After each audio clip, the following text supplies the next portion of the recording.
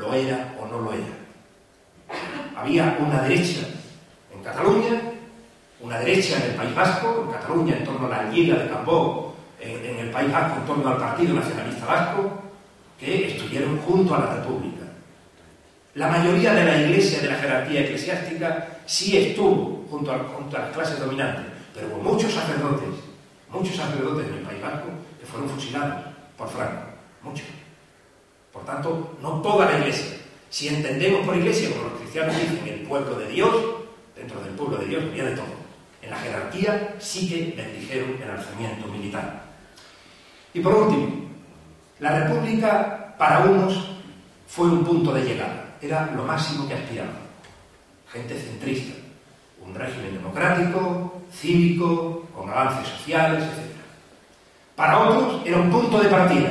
La República era el escenario o la plataforma para hacer la revolución socialista. Largo Caballero, por ejemplo. Y para otros simplemente la República era algo que había que laminar, que había que eliminar y que había que quitar del medio. Desgraciadamente, estos triunfaron y triunfaron durante 40 años. Porque en Extremadura, en muy pocos sitios hubo guerra civil. En la zona de La Serena, nada más. Aquí no hubo guerra civil.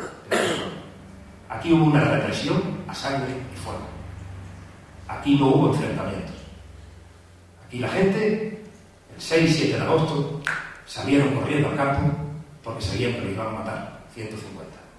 Aquí no hubo guerra civil. Aquí hubo una represión a sangre y fuego. En Badajoz es donde se hizo el experimento de lo que luego Franco llamaría la Nueva España. Esa Nueva España fue, como ha dicho Sebastián, la depuración de los maestros, el fusilamiento, los consejos de guerra sumarísimos, el miedo y, sobre todo, el silencio. El silencio. Durante años nadie hablaba. Yo ayer repasaba algunas cosas de Villafranca en la Guerra Civil y leía motes, hasta de prostitutas de la época, que a mí me sonaban de chico. La Gabardina, la Penetra, eran prostitutas de la época. Y yo no me acuerdo de chico, sí que vivían todavía y ejercían su noble función. Y leía los motes de la gente y seguían existiendo. Sus hijos, yo los conozco.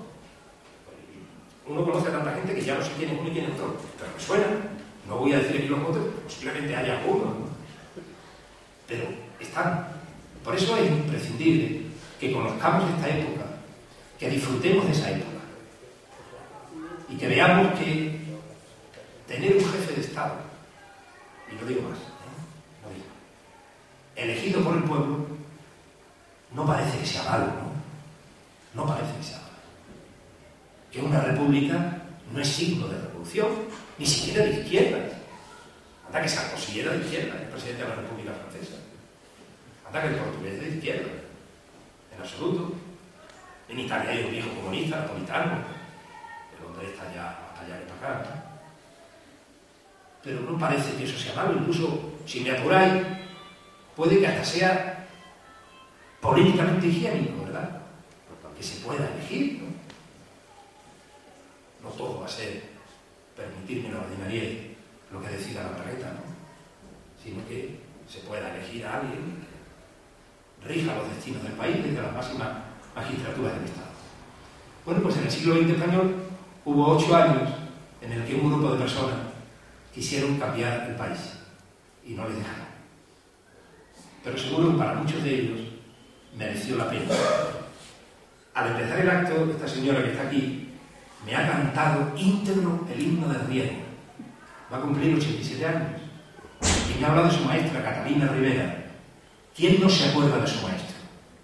Para bien o para mal, siempre nos acordamos de nuestro primer maestro. Pues yo estoy convencido que Catalina Rivera murió, yo no sé si merece la pena morir por algo, pero por tener los ideales de aquella maestra que quería inculcarles a los chicos el espíritu crítico, el laicismo, el que se hiciera una composición del mundo, el que tuvieran una opinión, el que fueran ciudadanos, pues yo creo que sí merece la pena.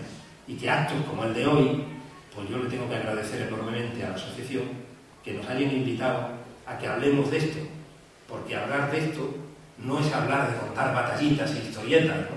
Sino que es contar la historia como fue. Y sinceramente, La habremos contado con más énfasis o con menos énfasis, pero la Segunda República fue así. La Segunda República es el periodo más apasionante de la historia contemporánea de este país y fue así. Hombres y mujeres que lucharon por un ideal y porque ese ideal saliera hacia adelante. Los que me han contado después, como decía León Felipe, estoy harto de tantos cuentos, de tantas historias, de tantos bulos y de tantas mentiras. Esto fue así. Cometieron errores, no los volvamos a cometer. Tuvieron aciertos, vamos a profundizar en ellos y sobre todo vamos a recordar lo que hicieron. En Mérida, los colegios más sólidos físicamente construidos son los que hizo la Segunda República. Los otros, ya ha habido que hacer obras siempre tienen goteras. Eso a los alcaldes les preocupaba mucho, que llegaba el director, que hay goteras, que hay no sé cuánto. Aquí está Agustín, que ha tenido altas responsabilidades en educación, que sabe los problemas que nos creaban. Pero los viejos colegios de la Segunda República eran sólidos, lo hicieron de una vez. Y no se decía que el maestro tuviera que tener un estatuto especial de autoridad, como se dice ahora por parte de Esperanza Aguirre, por ejemplo. El maestro tenía autoridad moral, la misma autoridad moral que tuvo el pueblo español de enfrentarse durante 3 años a la barbarie fascista, cosa que no hicieron ningún país europeo. Amigos, yo cada vez que vengo a Villafranca engordo, así que muchas gracias.